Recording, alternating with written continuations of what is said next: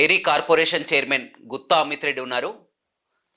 ఇటీవల రాష్ట్రంలో చూస్తున్న మొత్తం కూడా ఈ ఫార్ములాపై కూడా వివాదం కొనసాగుతున్నటువంటి పరిస్థితి కనిపిస్తుంది. ఈ ఫార్ములా వివాదంలో అనా పైసా కూడా అవకతవకలు జరగలేదని కేటీఆర్ చెప్తున్నారు. ఏమంటారు? ఇప్పుడు ఆల్రెడీ కేసు ఇన్వెస్టిగేషన్ జరుగుతూ ఉంది. నిన్ననే కేటీఆర్ గారు వేసిన క్వాష్ పిటిషన్ని కూడా హైకోర్టు డిస్మిస్ చేయడం జరిగింది. అయితే అవినీతి జరిగిందా లేదా అనేది దర్యాప్తులో తేలుతుందని చెప్పేసి కూడా కోర్టు వ్యాఖ్యానించడం జరిగింది. అయితే ఇక్కడ ప్రజలందరూ కూడా నేను ఇంతకుముందు కూడా చెప్పడం జరిగింది, వ్యక్తిగతంగా లబ్ధి జరిగిందా లేదా అనేది ఇన్వెస్టిగేషన్లో తేలుతుంది. కాకపోతే పబ్లిక్ మీద ముందున్న సమాచారం ఏంటంటే దీంట్లో రెండు పార్టీలకు లబ్ధి జరిగింది. ఒకటి ఏఎస్ నెక్స్ట్ జెన్ అనే కంపెనీని వాళ్ళు నిర్వర్తించాల్సిన బాధ్యత నుంచి, అంటే సుమారు ప్రతి సంవత్సరం 100 కోట్లు ఖర్చు పెట్టే బాధ్యత నుంచి వాళ్ళని పడేయడం వల్ల వాళ్ళకి లబ్ధి చేకూరింది. బీఆర్ఎస్ పార్టీకి ఎలక్షన్ బాండ్లను స్వీకరించడం వల్ల ఒక 41 కోట్ల రూపాయల లబ్ధి బీఆర్ఎస్ పార్టీకి జరిగింది. కేటీఆర్ గారికి కానీ లేకపోతే వ్యక్తిగతంగా ఇంకెవరికన్నా అధికారులకు కానీ వాళ్ళకి వ్యక్తిగతంగా లబ్ధి జరిగిందా లేదనేది ఇన్వెస్టిగేషన్లో తేలుతుంది. అయితే రెండు పార్టీలకు లబ్ధి జరిగింది. ప్రజల నెత్తిన మటుకు, అంటే ప్రభుత్వం ఎంఐయుడి మటుకు ఒక 3 సంవత్సరాల పాటు ప్రతి సంవత్సరం ఒక 150 కోట్ల నుంచి ఒక 200 కోట్ల వరకు, అంటే 3 సంవత్సరాలకు గాను ఒక 600 కోట్ల వరకు ఒక భారం ప్రభుత్వం మీద ఇతోధికంగా ప్రజల మీద పడినట్టు కనబడుతోంది. సో దీంట్లో ఏం జరిగింది?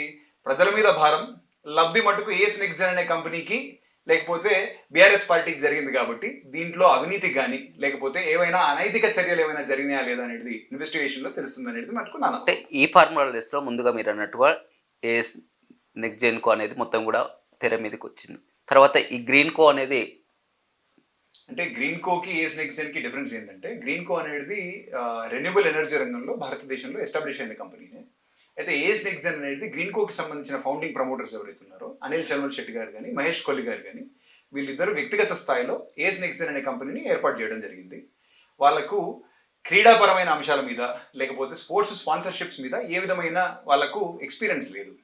అయినా కూడా సరే రాష్ట్ర ప్రభుత్వం, ఆనాటి రాష్ట్ర ప్రభుత్వం కేటీఆర్ గారి నాయకత్వంలో ఎంఐయుడి డిపార్ట్మెంట్ ఏదైతే ఉందో ఫార్ములా ఈ promoter FOE limited UK company తోటి ఒక ట్రైపార్టైట్ అగ్రిమెంట్ చేసుకోవడం, దాంట్లో స్పాన్సర్గా వ్యక్తిగత స్థాయిలో ఇద్దరికి ఏ విధమైన ఎక్స్పీరియన్స్ లేని వాళ్ళను స్పాన్సర్స్గా పెట్టడం, ప్రభుత్వం దాంట్లో థర్డ్ పార్టీ కింద ఏదైతే ఫెసిలిటేటర్గా ఒక బాధ్యత తీసుకోవడం జరిగింది. ఈ ట్రైపార్టైట్ అగ్రిమెంట్లో ఎప్పుడైతే ఈ స్పాన్సర్ తిరగబడ్డారో, అంటే ఇక నేను ఈ బాధ్యతల్లో నాకు నష్టాలు వస్తున్నాయి, అసలు వాళ్ళని స్పాన్సర్లుగా పెట్టేదానికి కూడా కారణం ఏంటంటే ఆ బరువు వాళ్ళు తీసుకోగలుగుతారనే ఒక నమ్మకంతో మనం ఒక స్పాన్సర్షిప్ అనేది ఎవరికన్నా ఇవ్వాలా. మరి వాళ్ళకి ఆ బాధ్యత ఇచ్చి మనం ఒక ఫెసిలిటేటర్గా మారినప్పుడు ఆ బాధ్యత నుంచి వాళ్ళు విరమించుకున్నప్పుడు ఇంకొక స్పాన్సర్ని చూసి ఉండాల్సింది.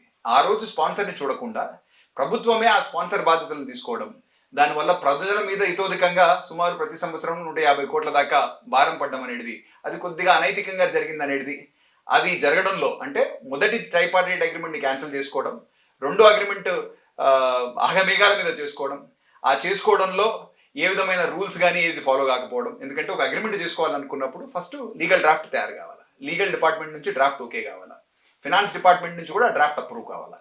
ఇందులో అగ్రిమెంట్కి సంబంధించినంత వరకు అవి రెండు కూడా జరిగినట్టుగా అయితే కనపడట్లేదు. రెండో అగ్రిమెంట్ జరగకంటే ముందే ప్రభుత్వం ఆర్ఓటి డిపార్ట్మెంట్ ఏదైతే ఉందో ఎంఐయుడి డిపార్ట్మెంట్ స్పాన్సర్గా బాధ్యతలు తీసుకోవడంతో పాటు ఒక సుమారు 45 కోట్లకు సంబంధించిన పేమెంట్ కూడా అది ఇంటర్నేషనల్ ఫండ్స్ అనమాట. మళ్ళీ అవి ఏదో రూపాయల్లో జరిగిన పేమెంట్ కూడా కాదు, నాకు తెలిసి డాలర్లో పౌండ్స్లో ఆ రోజు పేమెంట్ చేయడం, దానికి ఆర్బీఐ పర్మిషన్ లేకపోవడం, ఆ రోజు కోడ్ అమల్లో ఉంది కాబట్టి ఎలక్షన్ కమిషన్కి సంబంధించిన పర్మిషన్ కూడా తీసుకోకపోవడం. ఒక అగ్రిమెంట్ కొత్తగా ఎంటర్ అవుతున్నప్పుడు మళ్ళీ ఇప్పుడు ఇందాక నేను చెప్పినట్టుగా డ్రాఫ్ట్ వెయిటింగ్ అనేది ఎట్లాగూ జరగలేదు. కాకపోతే ఏ ప్రభుత్వం అయినా సరే మీకు తెలియదే ఉంది, ఏదన్నా ఒక ప్రాజెక్ట్ కట్టాలనుకోండి, దానికి సంబంధించినంత వరకు ఒక క్యాబినెట్ అప్రూవల్, ఒక అడ్మినిస్ట్రేటివ్ శాంక్షన్, ఇంత ఖర్చు ప్రజల నెత్తిన ఏదైనా ప్రభుత్వం పెట్టకంటే ముందు దానికి ఒక ప్రాసెస్ ప్రొసీజర్ ఉంటుంది. ఆ ప్రాసెస్ ప్రొసీజర్ అనేది ఎక్కడ కూడా ఫాలో కాలేదు. సో ఈసీఐ నామ్స్ని తుంగలో తొక్కారు, ఆర్బీఐకి సంబంధించిన నామ్స్ని కూడా పాటించలేదు, వాటిని కూడా తుంగలో తొక్కారు, సెక్రటేరియట్కి సంబంధించిన బిజినెస్ రూల్స్ వాటిని కూడా ఫాలో కాలేదు, అక్కడ కూడా తుంగలో తొక్కారు, ఒక క్యాబినెట్ అప్రూవల్ లేదు, ఒక అడ్మినిస్ట్రేటివ్ శాంక్షన్ లేదు. ప్రజల నెత్తిన మటుకు ఇట్లాంటివి ఏవి ప్రొసీజరల్ నామ్స్ ఫాలో కాకుండా ఒక 150 కోట్ల నుంచి 200 కోట్ల భారం ఒకవేళ ఆ రోజు కేటీఆర్ గారి నాయకత్వంలో ఉన్నటువంటి ఎంఐయుడి డిపార్ట్మెంట్ తీసుకుందంటే ఎందుకు తీసుకుంది, దీనివల్ల దీని వెనకాల అసలు ఏమైనా కుట్ర ఉందా, ఏమన్నా అనైతికమైన చర్యలు జరిగినాయా లేదా అనేది కోర్టు ముందర ఉంది కాబట్టి కోర్టు ఏం నిర్ణయం తీసుకుంటుంది, ఇన్వెస్టిగేషన్ ఏసీబీలో ఏం వెళ్తుంది అనేది వేచి చూడాల్సింది. అంటే కేటీఆర్ పదే పదే చెప్తున్నాడు ఇందులో క్విడ్ ప్రో ఎక్కడ ఉన్నది, దాన్ని ఇచ్చుకుంటే పుచ్చుకోవాలి కదా, ఇందులో ఎక్కడ మీరు quid pro- ఆలోచన చేయాల్సింది ఏంటంటే క్విడ్ ప్రో కో ఏదైతే ఉందో, స్పాన్సర్ బాధ్యతల నుంచి గ్రీన్ కో బయటపడడం వల్ల వాళ్ళకి లబ్ధి చేకూరింది. అంటే సుమారు ప్రతి సంవత్సరం ఒక 100 నుంచి 120 కోట్ల వరకు ఖర్చు పెట్టవలసిన అవసరం లేకుండా ఒక 3 సంవత్సరాల పాటు అంటే వాళ్ళకు ఒక 300 కోట్ల నుంచి 350 కోట్ల వరకు ఆదా జరిగింది. వాళ్ళు నా బాధ్యతల నుంచి బయటపడడం వల్ల వాళ్ళకి లబ్ధి జరిగింది.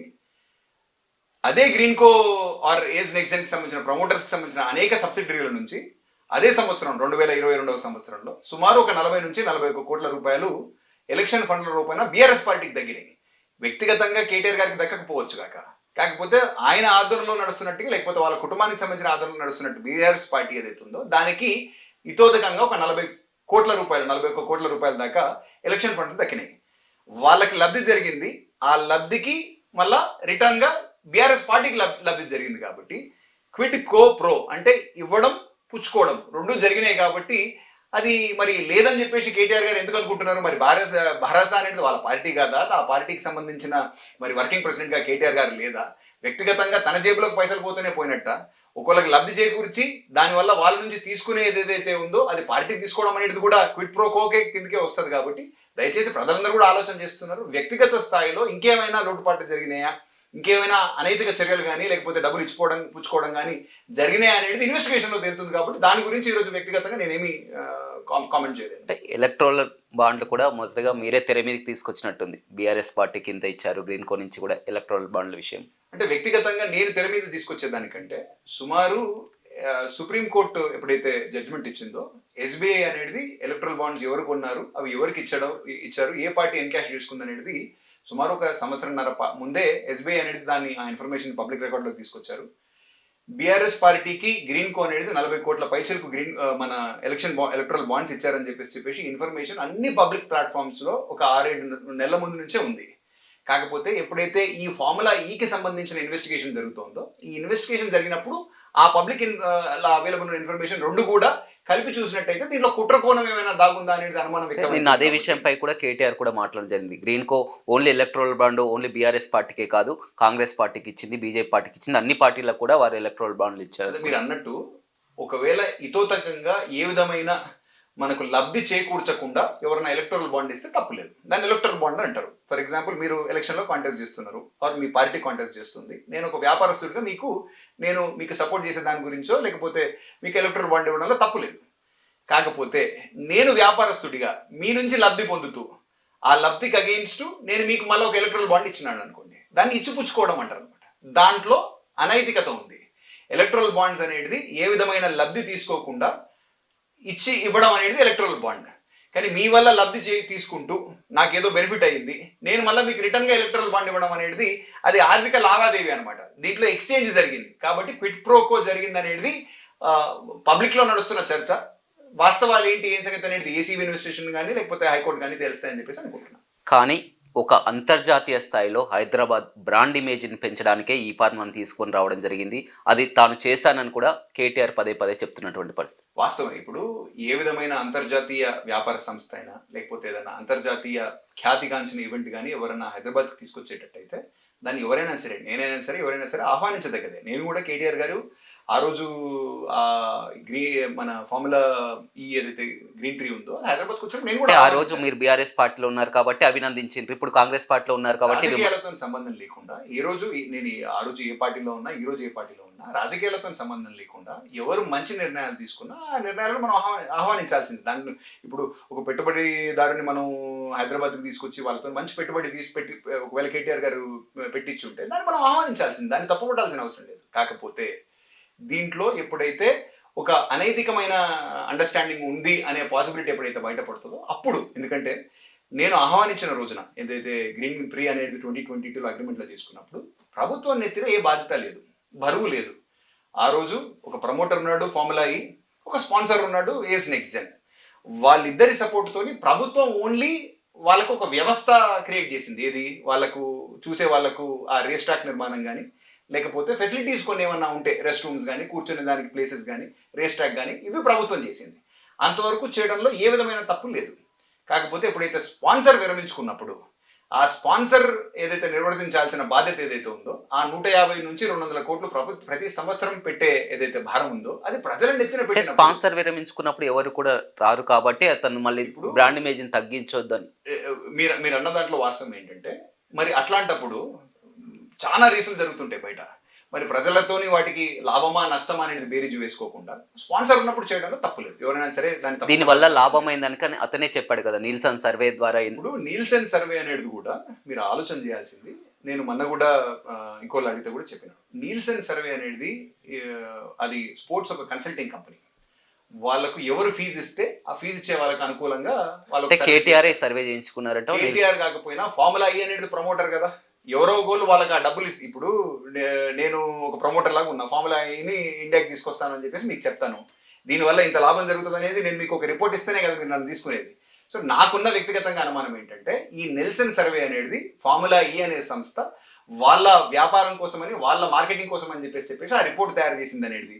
అందుకే మీరు ఆలోచన చేయాల్సింది ఏంటంటే అసలు ఈ నెల్సన్ సర్వేకి డబ్బులు ఎవరు ఇచ్చారు, ఫీజు ఎవరు ఇచ్చారు? ఎందుకంటే వాళ్ళకి రిపోర్ట్ ఇచ్చినప్పుడు దానికి ఎవరో ఒకళ్ళు ఏదో ఒక ఆర్థికంగా వాళ్ళకి ఏదో ఒక ఫీజు అయితే ఇచ్చి ఉండాలి కదా. ఆ ఫీజు కనుక ఒకవేళ ఫార్ములా ఇచ్చి ఉంటే కనుక 100% వాళ్ళకి అనుకూలంగా రాస్తారనమాట. ఫార్ములా ఈని మనం ఎందుకు తీసుకొస్తున్నాము, వాళ్ళకి ఎందుకు ప్రమోటర్ ఫీ లాగా 100 కోట్లు ఇస్తున్నాము? ఎందుకంటే ఆ వ్యాపారం వాళ్ళకి జరగాలంటే ఆ వ్యాపారం వల్ల మనకేదో లబ్ధి జరిగేటట్టుగా వాళ్ళు బయట ఒక ప్రైవేట్ రిపోర్ట్ ఒకటి కొనుక్కున్నారు. ఆ కొనుక్కున్న రిపోర్ట్ని మనం ఎందుకు నమ్మాలా? అసలు దాంట్లో వాస్తవికత ఏంది? ఆ రిపోర్ట్ని బయటకి ఇచ్చేటప్పుడు ఆ రిపోర్ట్కి ఎవరు అమౌంట్ పే చేసినారు, దాన్ని ఎవరికి అనుకూలంగా వాళ్ళు రిపోర్ట్ ఇచ్చినారు అనేది కూడా మనం స్టడీ చేయాల్సిన అవసరం ఉందని చెప్పేసి మటుకు నేను భావిస్తాను. గతంలో కూడా ఈ ఫార్ములా రేస్ విషయంలో మీరు చెప్పడం జరిగింది. ఎవరు కూడా మిగతా దేశాలు కూడా దీన్ని నిర్వహించాలంటే చాలా భారంతో కూడుకున్నదని కూడా మీరు గతంలో కూడా చెప్పడం జరిగింది. అంత భారం ఉన్నప్పుడు కూడా మిగతా దేశాల్లో కాదని కూడా హైదరాబాద్లో నిర్వహించాలని కేటీఆర్ తీసుకున్నటువంటి స్టెప్ గ్రేట్ స్టెప్ అనుకోవచ్చు కదా. అంటే గ్రేట్ స్టెప్ అని కాదండి, ఎవరన్నా ఏదైనా నిర్ణయం తీసుకునేటప్పుడు ఆర్థిక పరమైన భారం మన మీద లేకుండా నిర్ణయం తీసుకుంటే మటుకు 100% దాన్ని ఆహ్వానించవచ్చు. కాకపోతే మనం అంతర్జాతీయ స్థాయిలో ఒకవేళ దాని గురించి మీరు ఒకవేళ ఆలోచన చేసినట్టయితే కెనడా మాంట్రియాల్ సిటీ అనేది ఒక రేస్ చేసిన తర్వాత ఆర్థికంగా వెసులుబాటు అవ్వట్లేదని చెప్పేసి వాళ్ళు విరమించుకోవడం, దాంతోపాటు కేప్ టౌన్ సౌత్ ఆఫ్రికాలో కూడా ఆ సిటీలో కూడా ఇట్లాంటి రేసే ఒకటి వాళ్ళు కూడా విరమించుకోవడం, అంతర్జాతీయ స్థాయిలో 2-3 నగరాల్లో పెద్ద నగరాల్లో హైదరాబాద్తో కంపేర్ చేస్తే ఇంకా పెద్ద నగరాల్లో కూడా ఆర్థికంగా ఇది వర్కౌట్ అవ్వట్లేదనే బేసిస్ మీద ఆ సిటీకి సంబంధించిన కౌన్సిల్స్ ఏవైతే అడ్మినిస్ట్రేషన్స్ ఉన్నాయో వాళ్ళు విరమించుకోవడం జరిగింది. మనం ఒక అగ్రిమెంట్ చేసుకునేటప్పుడు ఒక బాధ్యత తీసుకునేటప్పుడు అంతర్జాతీయ స్థాయిలో ఏం జరుగుతుంది అనేది ఆ రోజు కేటీఆర్ గారు ఆలోచన చేస్తుంటే బాగుంటుండే. ఇది ఒకటే కాకుండా ఇప్పుడు గ్రాండ్ ప్రీ కోసం అని చెప్పేసి మనం ఢిల్లీ గాజియాబాద్ దగ్గర బుద్ధ సర్కిట్ అనేది కూడా ఒక రేస్ ట్రాక్ ఉంది. అక్కడ జేపీ అంటే జయప్రకాష్ అసోసియేట్స్ ఢిల్లీ సంస్థ బుద్ధ సర్కిట్ ని నిర్మాణం చేసింది. చేసిన 2-3 సంవత్సరాలు అక్కడ 1-2 సంవత్సరాలు రేసులు జరిగాయి. తర్వాత ఆ భారం మోయలేక గ్రీన్ పే ఈవెంట్ అనేది మళ్ళా ఇప్పుడు కూడా భారతదేశంలో జరగలేదు. ఆ నిర్మాణ వ్యయాన్ని భరించిన జేపీ ఏదైతే ఉందో అది ఆర్థికంగా దివాలా తీసే పరిస్థితిలో కూలిపోయింది అనమాట. సో మన దేశంలో ఉన్నటువంటి ఎక్స్పీరియన్స్ కూడా బాగలేకపోవడం, అంతర్జాతీయ స్థాయిలో ఇంకా వివిధ మనకంటే పెద్ద నగరాలు ఏవైతే ఉన్నాయో అవి కూడా ఈ ఆర్థిక భారాన్ని మోయలేనప్పుడు మనము మన నెత్తిన, ఎందుకంటే తెలంగాణ రాష్ట్ర ప్రభుత్వానికి సంబంధించిన సొమ్ములను అంటే ఎవరు చేయలేంది కేటీఆర్ చేద్దాం అనుకో, కానీ దానివల్ల మన ప్రజల మీద ఎంత భారం పడుతుంది అనేది కూడా ఆలోచన చేయాలి కదా. ఇప్పుడు ఎవరైనా కూడా సరే ప్రభుత్వానికి సంబంధించిన అధినేతలు నిన్న కోర్టు కూడా చెప్పింది, ప్రజల సొమ్మును ఒక జవాబుదారీతనంతో వాళ్ళు ఒక ట్రస్టీ లాగా వ్యవహరించాలి తప్ప ఇది తన వ్యక్తిగత సొమ్ము కింద భావించి వ్యక్తిగత నిర్ణయాలు తీసుకునేదానికి లేదు. ఆ రోజు కేటీఆర్ గారు తీసుకునేది మటుకు ముమ్మాటికి వ్యక్తిగత నిర్ణయమే. ఎందుకంటే ఏ విధమైన రూల్ ఫాలో కాల, అడ్మినిస్ట్రేటివ్ శాంక్షన్ లేదు, ఫినాన్స్ డిపార్ట్మెంట్ అప్రూవల్ లేదు, క్యాబినెట్ అప్రూవల్ లేదు, ఏది లేకుండా ఒక వ్యక్తిగత నిర్ణయంతో ప్రజల సొమ్మును ఒక అంతర్జాతీయ సంస్థకి ఇవ్వడం అనేది డెఫినెట్లీ అనైతికమైన చర్య కిందనే భావించాలి. కేటీఆర్ గతంలో కూడా ఇదే విషయంపై కూడా చెప్పడం జరిగింది. ప్రభుత్వం అంటే మంత్రి, దీనికి మంత్రి ఉన్నప్పుడు తీసుకోవచ్చు, క్యాబినెట్ అవసరం కూడా లేదని కూడా కేటీఆర్ కూడా చెప్పారు. దీనికి సింపుల్ బిజినెస్ రూల్స్ ఉన్నాయి, నేను పెద్దగా అంత చెప్పాల్సిన అవసరం లేదు. హెచ్ఎండిఏ కూడా హైదరాబాద్ ని ప్రమోట్ చేసే ఏదైతే రెస్పాన్సిబిలిటీ హెచ్ఎండిఏకి ఉందో దానికి ఒక 10 కోట్ల వరకు లిమిట్ పెట్టుకున్నారు. హెచ్ఎండిఏకి చైర్మన్ గా కేసీఆర్ గారు ఉన్నారు. మరి కేసీఆర్ గారి నాయకత్వంలోనే ఆ నిర్ణయం తీసుకున్నారా, లేకపోతే యాజ్ ఎంఐయుడి మినిస్టర్ గా కేటీఆర్ గారికి ఆయనే నిర్ణయం తీసుకున్నారా, వాళ్ళు సవిరంగా చెప్పాల్సి వస్తుంది. 10 కోట్ల కంటే ఎక్కువ పేమెంట్ జరుగుతున్నప్పుడు మరి క్యాబినెట్కి ఎందుకు పంపించలేదు, మరి ఫినాన్స్ డిపార్ట్మెంట్ అప్రూవల్ ఎందుకు తీసుకోలేదు అనేది కూడా ఆ సమాధానాలు కేటీఆర్ గారే చెప్పాలి. ప్రొసీజరల్గా ఫాలో కావాల్సిన ఏ ఒక్క రూల్ కూడా వాళ్ళు ఫాలో కాలేదు. మరి ప్రజలను ఎత్తిన ఇంత పెద్ద భారం పెడుతున్నప్పుడు ఒకసారి 50 కోట్ల నిర్ణయాన్ని పక్కన పెడదాం. 50 కోట్ల మట్టుకు దాంతోనే అయిపోయేది కాదు కదా. ఇది సుమారు ప్రతి సంవత్సరం 150 కోట్ల బర్డెన్ అనేది ఒక 3 సంవత్సరాల పాటు మన మీద పెట్టే భారాన్ని. 50 కోట్లు అనేది ఓన్లీ ఆ రోజు అడ్వాన్స్ ఇచ్చినట్లు లెక్క. ఇంకొక 300 కోట్లు 400 కోట్లు ఫర్దర్ ఇవ్వాల్సిన పరిస్థితి ఉంది కాబట్టి మరి అంత పెద్ద భారం తీసుకుంటున్నప్పుడు మరి క్యాబినెట్ అప్రూవల్ తీసుకోవాలి కదా, ఫినాన్స్ డిపార్ట్మెంట్ అప్రూవల్ తీసుకోలేదు కదా. అవి తీసుకోకుండా కేటీఆర్ గారు వ్యక్తిగత స్థాయిలో ఎందుకు అంత నిర్ణయం తీసుకున్నారు అనేది డెఫినెట్లీ దాంట్లో ఏదో ల్యాబ్స్ ఉంది అనేది మటుకు అనుమాన. అందుకే కోర్టు నిన్న ఆయన పిటిషన్ కూడా క్వాష్ చేసింది, ఇన్వెస్టిగేషన్ చేయవలసిందిగా కోరుతాం. అంటే అప్పటి ముఖ్యమంత్రి కేసీఆర్కి ఈ విషయం తెలియదు అనుకుంటున్నారా? ఇది కేసీఆర్ గారు బయట పబ్లిక్ వచ్చి వాళ్ళు వివరించాల్సిన అవసరం ఉంటుంది. నేను దాని గురించి స్పెక్యులేట్ చేసి లాభం లేదు. ఎందుకంటే ఖచ్చితంగా తన క్యాబినెట్లో కేటీఆర్ గారు క్యాబినెట్ మంత్రిగా ఉన్నప్పుడు ఏ నిర్ణయం తీసుకున్నా తండ్రిగానైనా లేకపోతే ప్రభుత్వ అధినేతగానైనా కేటీఆర్ గారు ఖచ్చితంగా చెప్పాలా కేసీఆర్ గారికి తెలిసి జరిగిందా లేదా. దానికి సంబంధించిన వివరణ ఒకవేళ కేసీఆర్ గారు కూడా ఇస్తే బాగుంటుంది. దాంతోపాటు ప్రభుత్వ అధినేతగా కాకుండా హెచ్ఎండిఏకి సంబంధించిన అమౌంట్ బయటికి పోతున్నప్పుడు హెచ్ఎండిఏ చైర్మన్గా కూడా కేసీఆర్ గారే ఉన్నారు. హెచ్ఎండిఏకి సంబంధించిన వైస్ చైర్మన్గా మున్సిపల్ శాఖ మంత్రి గారు ఆ రోజు కేటీఆర్ గారు ఉన్నారు. మరి చైర్మన్ గారికి తెలిసి చేశారా పేమెంట్, తెలియకుండా చేశారా అనేది కూడా ఖచ్చితంగా కేసీఆర్ గారు కానీ కేటీఆర్ గారు కానీ ప్రజలకు వివరిస్తే బాగుంటుంది అనేది నా ఆలోచన. అంటే ఈ ఫార్ములా జరిగి కూడా ఇది సంవత్సరం అవుతుంది. సంవత్సర కాలం తర్వాత ఇప్పుడు ఏసీబీ కేసు పెట్టడం కానీ ఇప్పుడు చర్చకు రావడం ఏంది? పూర్తి ఇది అటెన్షన్ డైవర్షన్ పాలిటిక్స్ లా ఉన్నాయి. మొత్తం ఇచ్చినటువంటి హామీలను నెరవేర్చకుండా డైవర్ట్ చేయడానికే ఈ విధంగా పెట్టారు. సంవత్సరం తర్వాత ఎందుకు గుర్తుకొచ్చింది ఇప్పుడు కేసు చేయాల్సినటువంటి? ప్రభుత్వానికి ఎప్పుడైతే దృష్టికి దీనికి సంబంధించిన అంశాలు కానీ ఎప్పుడైతే వస్తాయో సుమారు కేటీఆర్ గారే తన వ్యక్తిగతంగా ప్రెస్ మీట్లో తను చెప్పడం జరిగింది. డిసెంబర్ నేను అనుకుంటా 2023లో 2023 సంవత్సరంలో డిసెంబర్లో ఎప్పుడైతే ఫార్ములా ఈ నుంచి గవర్నమెంట్కి నోటీసెస్ రావడము, వాళ్ళు ఒక ఆర్బిట్రేషన్కి నోటీసెస్ పంపించాడో ఆ ఆర్బిట్రేషన్కి సంబంధించిన నోటీసెస్ నాకు తెలిసి 2024 జూన్ మాసంలో ఏదో వచ్చినట్టుగా నాకున్న సమాచారం. ఎప్పుడైతే గవర్నమెంట్కి నోటీసెస్ వస్తాయో దీంట్లో కొద్దిగా అనైతికమైన చర్యలు జరిగినాయి అనేది గవర్నమెంట్కి ఎప్పుడైతే నోటీస్ వస్తుందో దాని మీద ఒక ఇన్వెస్టిగేషన్ ఏదైతే జరగాలో దానికి కొద్దిగా టైం పడుతుంది కాబట్టి దానికి సంబంధించిన వివరాలు ఏమయ్యాయి ఏంటి సంగతి అనేది తెలుసుకోవాల్సి వస్తుంది కాబట్టి డెఫినెట్లీ ఇప్పుడు కోర్టులు అయినా సరే ఏ ఇన్వెస్టిగేషన్కి అయినా సరే లిమిటేషన్ ఒక టైం ఉంటుంది. ఆ టైం కింద ఎవరైనా కూడా సరే ఏదైనా సరే ఇన్వెస్టిగేట్ చేసేదానికి అవకాశం ఉంది. ఒకవేళ ఆ టైం దాటిన తర్వాత కోర్టే యాక్సెప్ట్ చేయాలన్నమాట. ఒకవేళ కోర్టు ఈ కేసుని కనుక ఇన్వెస్టిగేషన్కి యాక్సెప్ట్ చేసిందంటే ఆ లీగల్ టైం లైన్లో ఉన్నట్టే కదా. అయితే ఇన్వెస్టిగేషన్ కొంచెం టైం పడుతుంది కాబట్టి మనకి ఎప్పుడైతే ఆ వివరాలన్నీ మనకు వచ్చి వాస్తవాలు మనకు తెలిసిన తర్వాత ప్రభుత్వం పర్సూ చేస్తుంది కాబట్టి దానికి కొద్దిగా టైం పడితే టైం పట్టుండొచ్చు. అంటే ఏం జరగబోతుంది అనుకుంటున్నారు ఈ కేసు? నాకు తెలిసినంత వరకు న్యాయం కోర్టు ఆధ్వర్యంలో నడుస్తూ ఉంది. ఏసీబీకి సంబంధించినంత వరకు బేసిక్ ఎఫ్ఐఆర్ ఫైల్ అయింది తప్ప ఇంకా ఛార్జ్ షీట్ కానీ ఇంకా వేరేది ఫైల్ కాలేదు. వాస్తవాలు ఇంకా కేసీఆర్ గారిని ఏసీబీ అసలు ఇప్పటివరకు ఇంట్రాగేటే చేయలేదు. ఈ లోపల ఆర్బీఐకి సంబంధించిన నామ్స్ని కూడా వైలేట్ చేశారు కాబట్టి ఎన్ఫోర్స్మెంట్ డైరెక్టరేట్ కూడా అధికారులకు కానీ కేటీఆర్ గారికి కూడా నోటీసెస్ ఇవ్వడం జరిగింది. కాబట్టి ఎన్ఫోర్స్మెంట్ డైరెక్టరేట్ అనేది సెపరేట్ విచారణ, ఏసీబీ ఇప్పుడు కేటీఆర్ గారిని విచారించిన తర్వాత వాళ్ళు ఫైల్ చేసే ఛార్జ్ షీట్ని బట్టి ఆ కేసు పూర్వాపరాలు ఏంటి, నెక్స్ట్ ఫర్దర్ జరగబోయేది ఏంటి అనేది తెలుస్తుంది తప్ప ఆల్రెడీ ఇన్వెస్టిగేషన్ జరుగుతుంది కాబట్టి దాని గురించి పెద్దగా నేను స్పెక్యులేట్ చేయవలసిన అవసరం లేదు. అల్టిమేట్గా అంతిమంగా జరగాల్సింది ఏంటంటే ప్రజలను ఎత్తిన ఎవరైతే భారం పెడతారో దానికి ఒక ప్రాసెస్ ఉంటుంది. ఆ ప్రాసెస్ ప్రకారం చేస్తుంటే ఎవరికి అభ్యంతరం లేదు. ప్రాసెస్ ప్రకారం జరగలేదు కాబట్టి అదేవిధంగా ప్రాసెస్ అనేది పక్కన పెట్టిన తర్వాత ఇతోతకంగా ఒకళ్ళని బయటపడేసి వాళ్ళ దగ్గర నుంచి కొన్ని ఎలక్షన్ బాండ్లు కూడా తీసుకున్నారు కాబట్టి దీంట్లో అనైతికత కూడా ఉందనే బేసిస్ మీద ఇన్వెస్టిగేషన్ జరుగుతుంది కాబట్టి ఏం జరుగుతుంది అనేది వేచి చూడాల్సింది. అంటే పూర్తి స్థాయిలో చూసినట్లయితే రైతు బంధు విషయంలో 15,000 ఇస్తానని కూడా ప్రభుత్వం స్వయంగా చెప్పింది, మేనిఫెస్టో పెట్టింది. ఇప్పుడు 12,000 అని ప్రకటించింది. వీటన్నిటిని కూడా పక్కదారి పట్టడానికే తెర మీద తెచ్చారని రైతు బంధు విషయంలో ఏం చెప్తారు? ఇప్పుడు దీంట్లో పక్కదారి పట్టించడానికి ఏం లేదండి. క్యాబినెట్ మన 2 రోజుల ముందు సమావేశమయ్యి మా ముఖ్యమంత్రి గారు క్యాబినెట్ అయిపోయిన తర్వాత తనే వ్యక్తిగతంగా పర్సనల్గా ప్రెస్తో మాట్లాడడం జరిగింది. ఈరోజు ఉన్న ఆర్థిక వెసులుబాటు, ప్రభుత్వానికి ఉన్న ఆర్థిక వెసులుబాటుని దృష్టిలో పెట్టుకుని ఎలక్షన్లలో కాంగ్రెస్ పార్టీ ఇచ్చిన హామీని దృష్టిలో పెట్టుకుని గడిచిన ప్రభుత్వం 10,000 రూపాయల ఏదైతే రైతు భరోసా సాయం చేస్తూ ఉందో దాన్ని మేము కొంచెం పెంచి 12,000గా నిర్ణయించి, ఎందుకంటే పెంచడం అనేది జరిగింది. ఆర్థికంగా వెసులుబాటు ఉన్నా లేకపోయినా కూడా సరే మనము ఖచ్చితంగా పెంచుతామని చెప్పాం కాబట్టి ఒక 2,000 రూపాయలు ఎకరానికి వ్యవసాయానికి అనుకూలంగా ఉన్న భూములు ఆ వ్యవసాయం చేస్తున్న వాళ్ళందరికీ పరిమితి లేకుండా ఇవ్వాలనే ఒక నిర్ణయాన్ని ప్రభుత్వం తీసుకోవడం అది ముఖ్యమంత్రి గారే ప్రకటించడం జరిగింది. ఆర్థిక వెసులుబాటును దృష్టిలో పెట్టుకుని ఈ రోజుకు ఒక 12,000 ఇవ్వడం, భవిష్యత్తులో ఒకవేళ ఆర్థిక వెసులుబాటు ఉంటే దాన్ని 15,000కి కానీ లేకపోతే ఇంకా పెంచేదానికి కూడా ఆస్కారం ఉంటుంది కాబట్టి అది ముఖ్యమంత్రి గారు క్యాబినెట్ తీసుకునే నిర్ణయం కాబట్టి దాన్ని కూడా ఈ నిర్ణయాన్ని తీసుకునే కంటే ముందు ఒక క్యాబినెట్ సబ్ కమిటీ వేశారు. క్యాబినెట్ సబ్ కమిటీ అనేక జిల్లాల్లో రైతుల సంఘాలతో కానీ అనేక స్టేక్ హోల్డర్స్తోని వాళ్ళు సమావేశమై దీని గురించి అభిప్రాయాలన్నీ తీసుకున్న తర్వాత ఒక నిర్ణయానికి వచ్చారు కాబట్టి ఇది ఒక మంచి నిర్ణయం. ఆర్థిక వెసులుబాటుని దృష్టిలో పెట్టుకుని 12,000 రూపాయలు పెంచి ఇవ్వడం అనేది మటుకు ఖచ్చితంగా స్వాగతించాల్సిన అంశమే. అంటే గుత్తా అమిత్ కూడా కాంగ్రెస్ పార్టీలో చేరినప్పటి నుంచి కూడా ఎప్పుడు మీడియా ముందుకు వచ్చి మాట్లాడడం కానీ చాలా తక్కువ అనుకోవచ్చు. ఎస్పెషల్లీ ఈ ఫార్ములా రేస్ విషయంలోనే మీడియా వేదిక కానీ ఎలక్ట్రల్ బాండ్స్ కానీ ఇవన్నీ బయట పెడుతున్నారు. కావాలని సీఎం రేవంత్ రెడ్డి అమిత్తో ఇవన్నీ కూడా మాట్లాడించాలని కూడా ఒక చర్చ జరుగుతుంది. నేను వ్యక్తిగతంగా నేనని కాదు, దీంట్లో రేవంత్ రెడ్డి గారి ఇన్వాల్వ్మెంటో ప్రభుత్వానికి సంబంధించిన ఏ ఇన్వాల్వ్మెంటో దీంట్లో లేదు. పూర్తిగా ఇన్వెస్టిగేషన్ జరుగుతుంది కాబట్టి అసలు ఇన్వెస్టిగేషన్ అంటే ఏంటి సంగతి ఏంటి కథ అనేది వివరాలు తెలుసుకున్నప్పుడు నాకు దాంట్లో కొన్ని లోటుపాట్లు కనపడ్డాయి. ఆ లోటుపాట్లు అనేది నన్ను ఎవరైనా ప్రశ్నించినప్పుడు నేను దాన్ని ఎత్తి చూపాను. దీంట్లో కేటీఆర్ గారు అసలు కరప్షన్కి తావులేదు, దీంట్లో ఇచ్చిపుచ్చుకోవడం ఎక్కడిది, డబ్బులు ప్రభుత్వం ఇచ్చింది, డబ్బులు అనేది వాళ్ళకి ముట్టినాయని చెప్పేసి వాళ్ళు కూడా చెప్తున్నారు కదా, దీంట్లో కరప్షన్కి ఎక్కడికి తావుందని చెప్పేసి కేటీఆర్ గారు ప్రశ్నించారు. దాంట్లో నేను లేవనెత్తిన అంశం ఏంటంటే దీంట్లో కరప్షన్ కి సంబంధించిన అదే సూటిగా చెప్పండి, ఎందుకంటే ప్రజలకు కూడా తెలియాలి అందులో కరప్షన్ జరగలేదు, క్విడ్ ప్రోకో జరగలేదు అని రెండే రీజన్స్ కేటీఆర్ చెప్తున్నారు. మీరు క్విడ్ ప్రోకోకి సంబంధించినంత వరకు నేను క్లియర్ గా మీకు ఎక్స్ప్లెయిన్ చేసిన.